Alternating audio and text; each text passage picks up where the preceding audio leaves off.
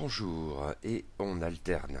Après mon récent désastre avec les racailles des scélérats, j'ai voulu reprendre mon apprentissage auprès des séparatistes. Pas vraiment dans l'optique de préparer le tournoi au format hyperespace qui approche. De fait, je ne sais toujours pas ce que je vais y jouer. Je ne suis pas bien certain que choisir cette nouvelle faction serait pertinent, mais ça, on y reviendra en son temps. Pour l'heure, voici la liste séparatiste que j'ai jouée lors de notre rendez-vous mensuel avec les camarades Actéris, Albu et Seprecham, liste que j'ai alors jouée à 2 reprises, d'abord contre Actéris, ensuite contre Seprecham. Le petit avertissement qui s'impose, comme d'hab, je vais décrire dans le détail chaque élément de cette liste. Des joueurs expérimentés qui connaissent bien toutes ces cartes peuvent très bien se rendre directement au rapport de bataille s'ils le souhaitent, les photos constituant un bon repère, ou juste avant le résumé de la liste. À toutes. Et pour les autres, détaillons. Il s'agissait d'une liste à 5 vaisseaux, 2 chasseurs Belbolab 22 et 3 chasseurs droïdes de classe Vulture. Et oui, pas d'infiltrateur site, mes précédentes expériences avec ce gros socle m'ont un peu refroidi, mais de toute évidence j'y reviendrai un de ces jours. Si jamais je vous renvoie à mes chroniques combinées des extensions serviteurs de la lutte et chasseurs droïdes de classe Vulture, le matériel de l'infiltrateur site étant hors sujet.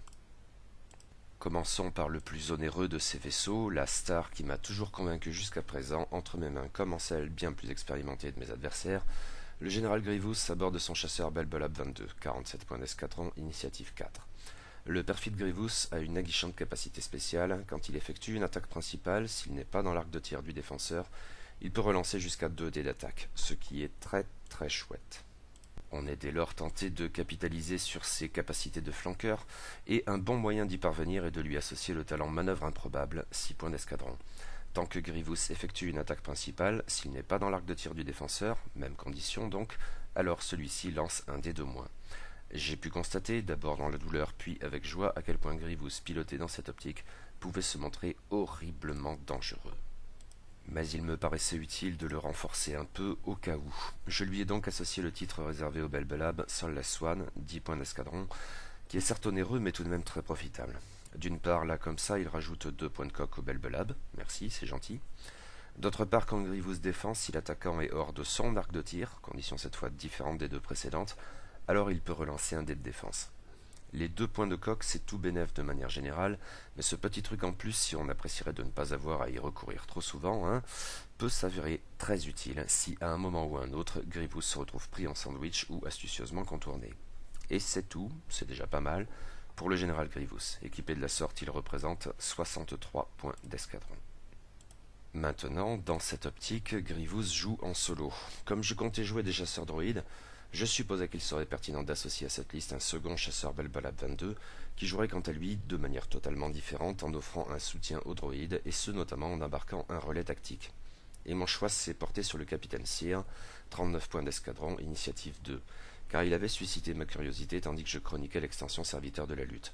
Ceci en dépit de son initiative vraiment basse, mais pas vraiment problématique dans son rôle de soutien aux Vultures, parce qu'il a une capacité spéciale assez intéressante à vue de nez, tant qu'un vaisseau allié à portée 0 à 3 effectue une attaque principale, si le défenseur est dans son bullseye, avant l'étape neutraliser les résultats, le vaisseau allié peut dépenser un marqueur de calcul pour annuler un résultat évasion. En somme, c'est un peu un tireur hors pair, mais permanent, et qui vaut pour toute une formation de vaisseaux calculateurs. Or, il faut relever ici qu'à la base, Sear n'est pas un pilote calculateur. Autrement dit, il n'est pas un droïde. Dès lors, sa capacité spéciale vaut pour les droïdes qui l'accompagnent, mais pas pour lui-même. À ceci près qu'il existe un moyen tout simple d'y remédier, et qui consiste à lui associer le coûteux relais tactique Kraken, 10 points d'escadron, dont un des effets est donc de conférer au vaisseau qui l'embarque l'action de calcul. Ce qui ici est intéressant non seulement pour la capacité spéciale de Sear, qui fonctionne dès lors sur lui-même, mais tout autant et peut-être davantage pour les calculs en réseau des chasseurs droïdes. En effet, si le Belbolab ne peut pas faire appel aux marqueurs de calcul des autres vaisseaux de sa formation, ceux-ci, en revanche, peuvent profiter du sien, ou éventuellement de ses marqueurs de calcul. En effet, il n'est pas totalement exclu que ses camarades comme lui en aient parfois deux, dès lors que Kraken est en jeu. Le fait de conférer l'action de calcul n'est qu'un bonus, certes pas négligeable comme on le verra. Son effet principal est le suivant. Pendant la phase de dénouement, on peut choisir jusqu'à 3 vaisseaux alliés à portée 0 à 3, et chacun de ces vaisseaux dans ce cas conserve un marqueur de calcul pour le prochain tour, durant lequel il pourra éventuellement faire une nouvelle action de calcul, et ainsi avoir jusqu'à 2 de ces marqueurs, mais il peut aussi faire une autre action en lieu et place bien sûr. Et empiler ces marqueurs peut être utile, que ce soit pour rendre les calculs en réseau plus efficace, ou pour user de capacités réclamant la présence, voire la dépense, d'un marqueur de calcul, comme les objets énergétiques ou les missiles Discord, même si dans la présente liste je m'en suis tenu à ces derniers. Et le capitaine Cyr ne se voit pas attribuer d'autres améliorations, il n'en a pas vraiment besoin. En tout, il représente donc 49 points d'escadron. Restent 3 vaisseaux à envisager qui sont 3 chasseurs droïdes de classe Vulture, et même plus précisément les moins onéreux, soit 3 drones de la Fédération du Commerce, 20 points d'escadron, initiative 1, bénéficiant tous des mêmes améliorations. J'ai déjà mentionné leur capacité générique calcul en réseau. Pour mémoire, cette capacité stipule que tant qu'un Vulture attaque ou défend, il peut dépenser un marqueur de calcul d'un vaisseau allié à portée 0 à 1 pour changer un résultat concentration en un résultat dégâts ou évasion, ce qui est crucial pour ces petits chasseurs à bas coût et très fragiles. Mais je voulais les rendre plus menaçants. Or, les obus énergétiques, s'ils ne sont pas nuls, me parlent tout de même beaucoup moins depuis que j'ai eu confirmation qu'ils impliquent, lors du rechargement, d'attribuer au vaisseau en question un marqueur de désarmement. J'ai donc voulu privilégier sur chacun de ces 3 vaisseaux le truc bizarre mais potentiellement terrible que sont les missiles Discord, 6 points d'escadron. Ces missiles, eh bien n'en sont pas vraiment, s'ils occupent bel et bien un emplacement de missile, car ils ne constituent pas une attaque à proprement parler et s'avèrent en fait être le moyen de déployer un engin distant du nom de nuée de droïde buzz. Or, cet effet a lieu au début de la phase d'engagement, non au moment où le Vulture s'engage, et celui-ci peut donc tirer avec les missiles Discord, puis avec son arme principale dans un même tour. Au début de la phase d'engagement, on peut donc dépenser un marqueur de calcul et l'unique charge non récupérable de cette carte pour lancer, en avant donc, une nuée de droïde buzz en utilisant le gabarit tout droit 3 ou virage sur l'aile 3. La nuée de droïde buzz est un engin distant doté d'une valeur d'initiative de 0, d'une défense de 3 et d'un point de coque. Elle a son propre gabarit, un peu plus étroit qu'un petit socle, mais aussi un tout petit peu plus long, et qui est conçu pour se fixer aux glissières avant ou arrière d'un vaisseau ennemi. Dès lors, quand le dit vaisseau ennemi traverse la nuée ou la chevauche, alors le joueur contrôlant la nuée peut placer le gabarit adéquat dans les glissières avant ou arrière du dit vaisseau. Il choisit et le vaisseau est considéré comme étant à portée 0 de la nuée. Il semblerait qu'il faut placer le gabarit dans les glissières avant si l'on veut que le vaisseau soit encore infesté au tour suivant quand il se déplace, s'il doit repasser dessus, a priori. En revanche, la nuée ne peut pas chevaucher un autre objet de cette manière, et du coup, si elle ne peut pas être placée ni dans les glissières avant ni dans les glissières arrière, elle inflige un dégât au vaisseau contaminé et subit elle-même un dégât qui suffit à la faire dégager. Mais si elle parvient à s'accrocher, alors à chaque phase d'engagement, à son initiative, soit 0, le vaisseau ennemi auquel elle s'agrippe subit un dégât critique. C'est compliqué mais très amusant, et totalement inédit pour le coup. Leur efficacité est peut-être encore à débattre, car un pilote un peu aguerri fera tout son possible pour se positionner de telle sorte que la nuée de droïde buzz soit contrainte de le lâcher ou de sauter, ou utilisera éventuellement un de ses autres vaisseaux pour tirer dessus. Cela dit, même ainsi, elle infligera au vaisseau contaminé au moins un dégât normal. Et si le vaisseau manque d'options pour s'en débarrasser, ici un chasseur pouvant faire des tonneaux ou des accélérations sera sans doute en bien meilleure posture qu'un gros socle bien lourdeau, eh bien il risque d'en chier. À moins de consacrer donc une attaque d'un autre vaisseau à la nuée, mais priver de la sorte l'ennemi d'une attaque contre un de vos vaisseaux constitue déjà un avantage. Ceci étant, le gabarit n'est pas bien gros et il vaut mieux être sûr de son coup quand on lance les missiles Discord avec leur charge unique et récupérable. Il représente en tout cas une option de jeu inventive et amusante et qui, bien gérée, peut effectivement se montrer redoutable. La pertinence d'associer ces missiles aux 3 Vultures de cette liste est sans doute à débattre, d'autant que cela revient à charger en point d'escadron un petit vaisseau qui peut se faire dégager en une seule attaque. J'en ai bien conscience, et pourtant après ces 2 parties de test, je tends peut-être davantage à croire que ce choix se défend très bien, plus que je n'osais l'imaginer initialement. Pourtant, j'en ai encore rajouté, en conférant à ces 3 Vultures la configuration spécifique de leur châssis, à savoir les supports d'ancrage 3 points d'escadron. Il s'agit d'une carte dual au fonctionnement passablement tordu, mais pouvant donner des trucs assez rigolos. Bon, sans vraie garantie que ce soit très efficace en même temps, aussi est-il appréciable de pouvoir se passer de cette dépense supplémentaire le cas échéant.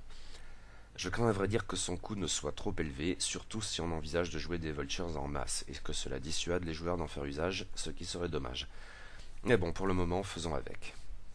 Les supports d'ancrage s'équipent repliés lors de la mise en place. Dès lors, tant que le Vulture effectue une manœuvre, s'il chevauche un astéroïde ou un nuage de débris, spécifiquement cela ne fonctionne pas avec les nuages de gaz, et s'il y a un autre vaisseau allié ou moins à portée 0 du dit obstacle, alors on peut retourner cette carte.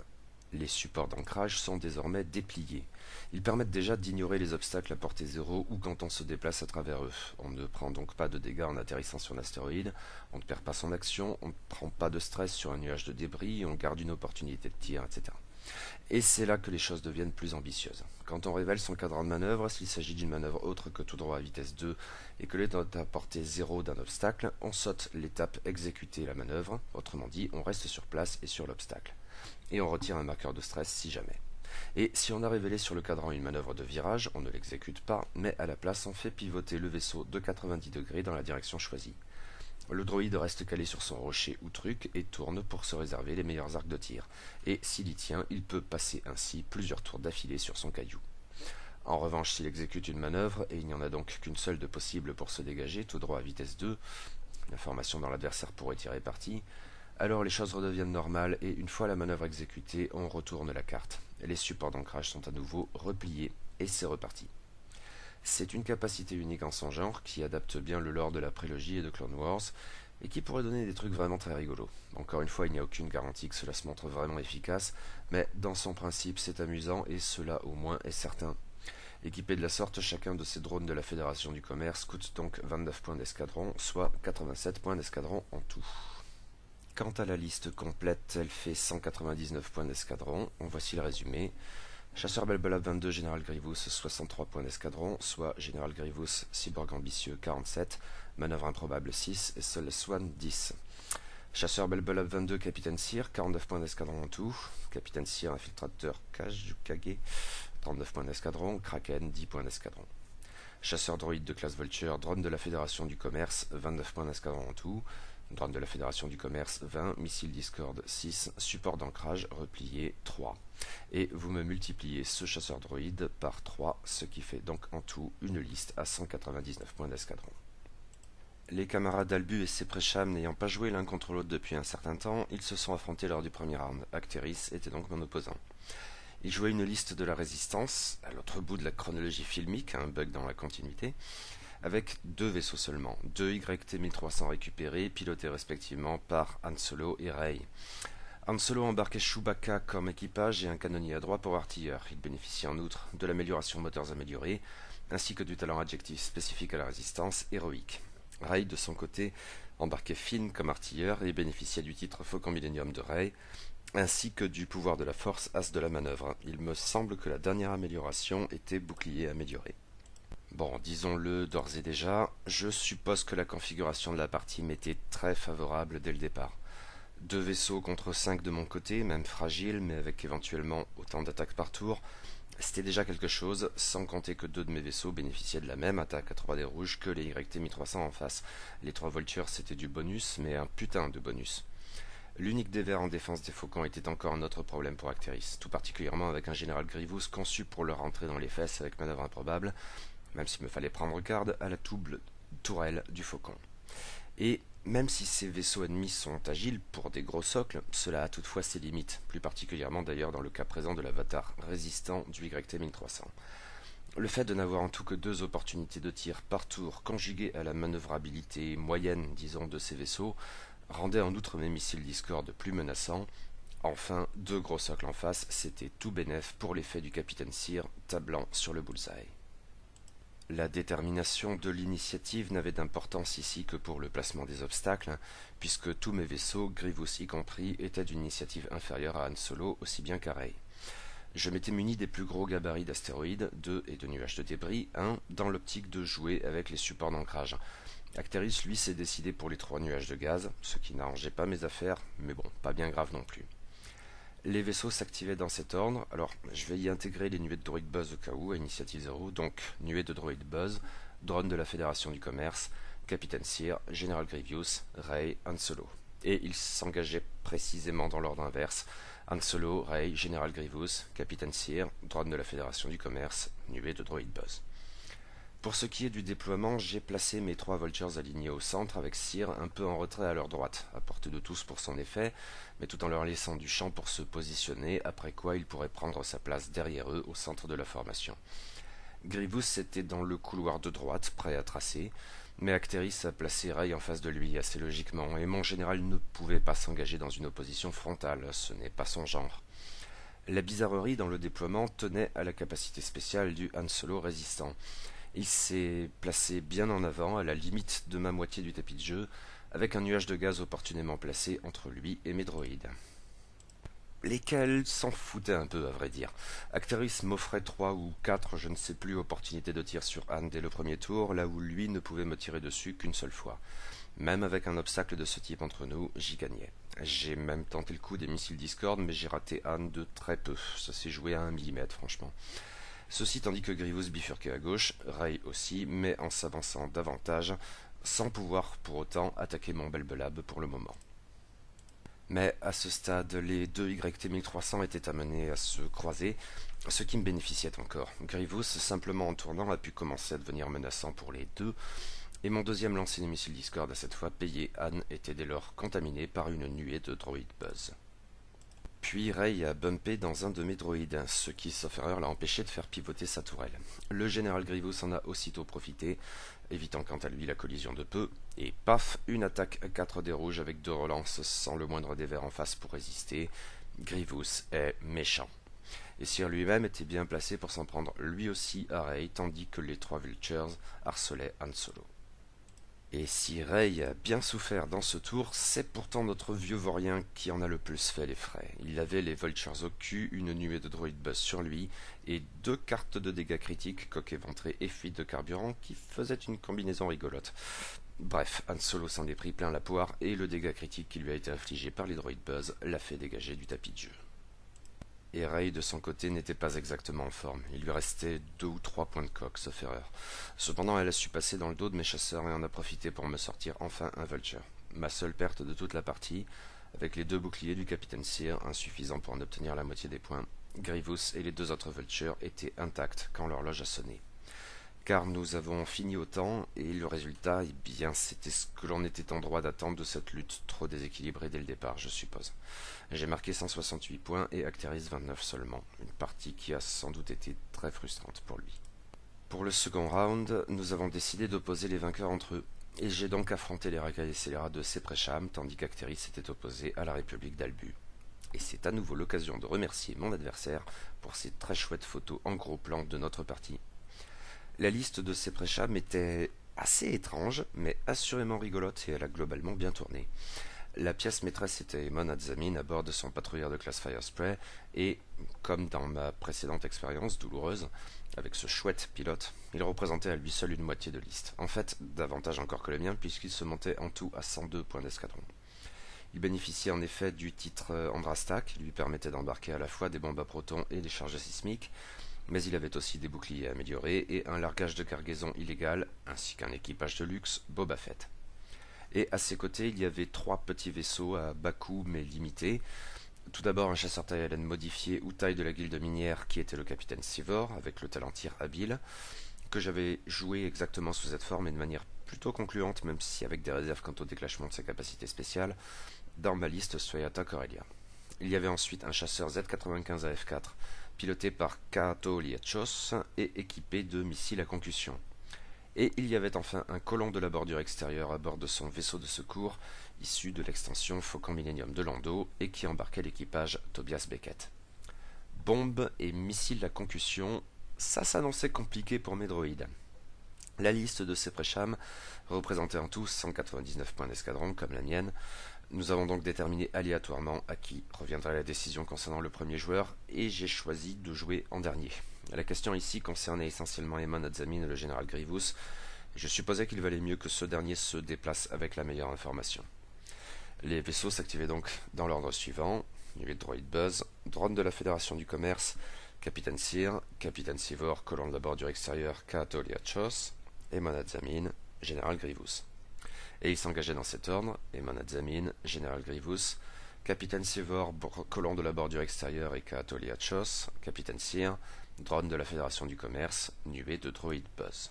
La liste de Seprecham, plus encore que la mienne, jouait avec les obstacles, et lui aussi s'était muni de 3 gros gabarits. Il a en outre pu en déplacer un avec Tobias Beckett.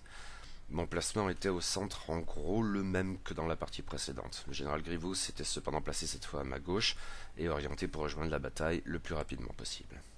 En fait, il visait à ce stade les 3 petits vaisseaux de Seprecham réunis en formation vers le milieu de sa zone de déploiement. Mais voilà, il y avait encore un vaisseau à placer, et c'est là qu'intervenait Boba Fett qui permettait à Aemon de se déployer tout à la fin et bien en avant. Comme dans la partie précédente? Oui et non, car cette fois c'était vraiment très handicapant pour moi.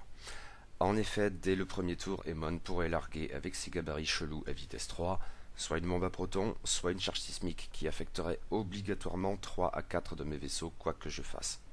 Et ceci sans même s'exposer puisqu'il pourrait aussitôt se déplacer loin de mes arcs de tir. Et mes très fragiles chasseurs droïdes de classe Vulture entameraient ainsi la partie avec un pied dans la tombe. Bon, dans ces circonstances, je n'avais pas vraiment le choix et j'ai donc avancé mes vaisseaux. Forcément, Seprecham avait prévu de larguer aussitôt une charge sismique. Mes 3 Vultures se sont tapés l'impact, ils ont tous perdu un point de coque. Seer était resté suffisamment en arrière pour y échapper. Aemon avait pris un peu le large, mais il était toujours en mesure de tirer depuis son arc de tir arrière et il a achevé le drone le plus proche, un vaisseau de moins déjà. Mais le combat se focaliserait dès lors pour l'essentiel sur les petits socles. J'étais particulièrement anxieux de dessouder le Z-95 au plus tôt, car ces missiles à concussion risqueraient de faire très mal à mes 2 Vultures restants, d'ores et déjà endommagés. Aussi l'ai-je pris pour cible prioritaire avec tous mes vaisseaux, Grievous inclus. Et cette fois, la chance m'a souri. Les boucliers de Kato et Hachos ont vite sauté, et l'ultime dégât critique qui lui a été infligé était un coup au but. Bye bye la racaille, un partout. Mais la riposte n'a pas tardé, le capitaine Sivor et le colon de la bordure extérieure ont rapidement sorti un deuxième drone de la Fédération du Commerce, après toutefois que celui-ci ait pu lancer une nuée de droïdes buzz sur le vaisseau de secours. Mais celle-ci n'infligerait pas des masses de dégâts car j'étais obligé de la caler dans les glissières arrière.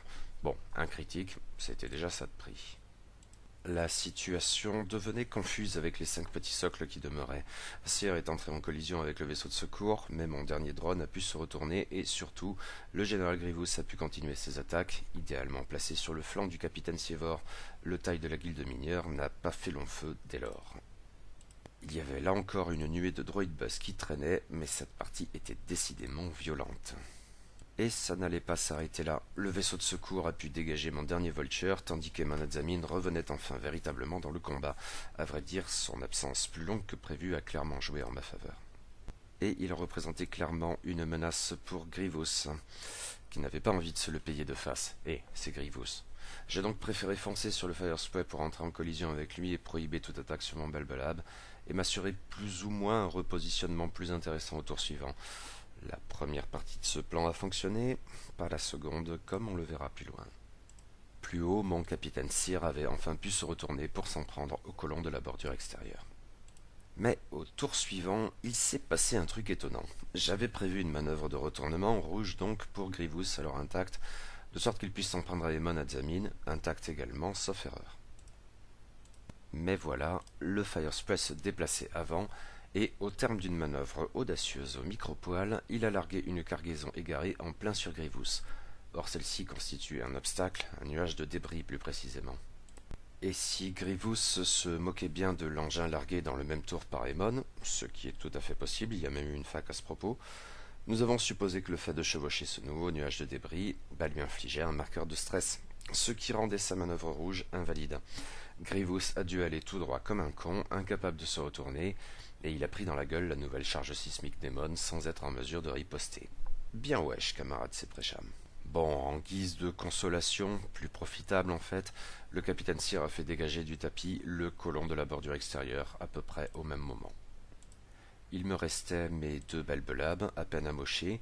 Ils avaient perdu des boucliers, mais je ne suis pas certain qu'ils aient été endommagés au-delà. Contre un Aemon Adzamin dans le même état. Certes, le Firespray était en mesure de réduire Grievous à la moitié de ses PV, même avec Sol la Swan, mais dans la mesure où je le savais et où je ne pouvais de toute façon pas faire de manœuvre de retournement, ayant ce de stress à évacuer, il apparaissait clairement que j'allais faire une manœuvre d'évasion pour sauver mon général. Seer et Aemon étaient trop éloignés l'un de l'autre pour véritablement se taper dessus. Nous avons décidé de mettre un terme à la partie alors qu'il restait 2 minutes seulement à l'horloge. Ce fut une partie très destructrice, avec 6 vaisseaux envoyés à la casse, 3 dans chaque liste, et le résultat à l'arrivée était très serré, comme l'avait été la partie dans son ensemble. Mais les petits socles de ces préchams étaient un peu plus onéreux que les miens, même chargés avec des missiles Discord et des supports d'ancrage. En définitive, je l'ai emporté 97 à 87. Mais ce fut surtout une très chouette partie, avec des moments de gloire de part et d'autre. La charge sismique balancée d'entrée de jeu sur mes drones, Kato Liachos qui dégage tout juste une seconde avant qu'il ne me fasse très très mal, le général Grievous qui abat le capitaine Seaver en le prenant par le flanc, puis se jette sur Eamon Adzamin pour ne pas prendre le feu, enfin l'ultime manœuvre du Fire Spray enchaînée sur un largage de cargaison fatidique. Très fun, vraiment une chouette partie, je me suis beaucoup amusé, et je crois que c'est Presham aussi. Bilan plutôt satisfaisant alors? Ben, sans doute, mais avec des limites, car le déséquilibre trop marqué de la première partie ne me permettait pas vraiment d'en tirer beaucoup d'enseignements utiles. Cette liste est-elle viable dans l'absolu, et tout particulièrement dans un environnement de tournoi?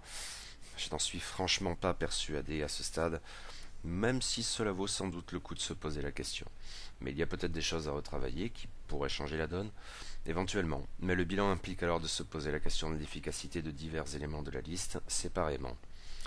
Il y a tout d'abord cette certitude, le général Grievous avec sa manœuvre improbable est décidément redoutable.